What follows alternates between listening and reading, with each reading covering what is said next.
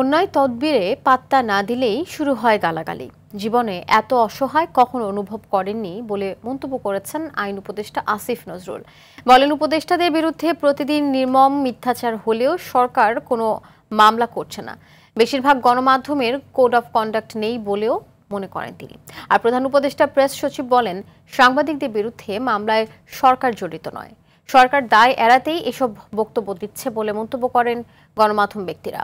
বিস্তারিত জানাচ্ছেন মাইদুর রহমান রুবেল। সাংবাদিকদের সুরক্ষা নিয়ে রাজধানীর সিরিডাপ মিলনায়তনে সেমিনারের আয়োজন করে centre for governance studies CGS. এতে অংশ নিয়ে আইন উপদেষ্টা ডক্টর আসিফ নজরুল বলেন, সাংবাদিকতার জন্য কোনো সাংবাদিকদের বিরুদ্ধে মামলা হয়নি, অপরাধে উস্কানি দেওয়ার জন্য মামলা হয়েছে। তবে মিথ্যে মামলা হলে কিংবা পুলিশ মামলা নিলে পৃথিবীর কোনো আইন তা ঠেকাতে পারে না বলেও দাবি করেন তিনি। গণমাধ্যমে না হোক, সোশ্যাল মিডিয়াতে আমাদের সম্পর্কে কত আজে বাজে ভিত্তিহীন অকল্পনীয় মিথ্যাচার করা হয়। আমরা কেউ কিন্তু একটা মামলাও করি নাই। মামলার ব্যাপারে আমাদের কিছু করার নাই। এক শ্রেণীর মানুষ যদি মামলা করার মধ্যে ব্যবসা করার প্রবণতা খুঁজে পায়, এক শ্রেণীর আইনজীবী, এক শ্রেণীর রাজনীতিবিদ যদি এর সাথে সামিল হয়, বাংলাদেশে কোনো পৃথিবীতে কোনো আইন নাই যে আপনি যা বলবেন আপনি মামলা করতে পারবেন না। রাজনৈতিক মদদে সাংবাদিকদের বিরুদ্ধে মামলা হয়েছে কিনা তা খতিয়ে দেখার কথা বলেন প্রধান উপদেষ্টার প্রেস সচিব। এখন যে আপনি যেটাকে মব বলছেন, সে তো তৈরি হচ্ছে, বা সে, আমি ওইটাকে মব বলছি না, আমি বলছি এটাকে প্রেশার গ্রুপ।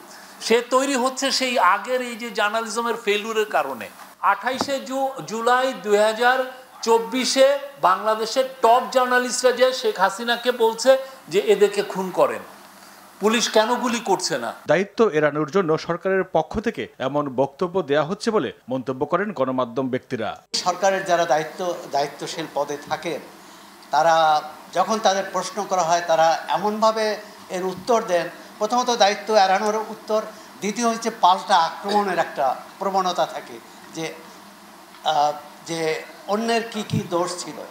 আমার মনে হয় যে এটি বোধহয় ক্ষমতা চর্চার একটা প্রবণতা। আমাদের গণতান্ত্রিক ব্যবস্থাকে কার্যকর করার জন্য, আমাদের নির্বাচনী ব্যবস্থাকে, আমাদের ভোটাধিকার ইত্যাদি প্রতিষ্ঠিত করার জন্য, নিশ্চিত করার জন্য গণমাধ্যমের ভূমিকা অত্যন্ত গুরুত্বপূর্ণ।